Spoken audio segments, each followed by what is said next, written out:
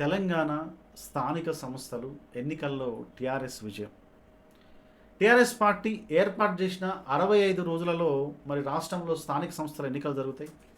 ఈ ఎన్నికలలో TRS party 87 ZPTC స్థానాలను మరియు 84 ఎంపీపీలను మరి 1000కి పైగా ఎంపీటీ స్థానాల్లో గెలుస్తుందన్నమాట.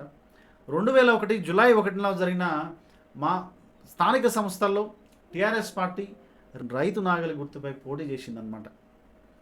ఈ ఎన్నికల్లో టీఆర్ఎస్ పార్టీ 2 జిల్లా పరిషత్ చైర్మన్ పదవులను గెలుస్తుంది. ఒకటి నిజామాబాద్ జిల్లా పరిషత్ చైర్మన్గా శనిగరం సంతోష్ రెడ్డి గెలుస్తాడు. మరి అదేవిధంగా ఇంకొక జిల్లా పరిషత్ చైర్మన్ కరీంనగర్ అనమాట. ఈయన కేవీ రాజేశ్వరరావు ఎన్నికవుతాడు కరీంనగర్ జిల్లా పరిషత్ చైర్మన్గా.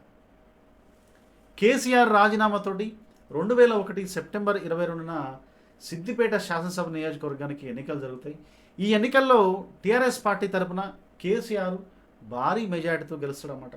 తన ప్రత్యర్థి అయిన మారెడ్డి శ్రీనివాసరెడ్డి టీడీపీ పార్టీపై 58,712 ఓట్లతోటి భారీ మెజార్టీతోటి గెలుస్తాడనమాట.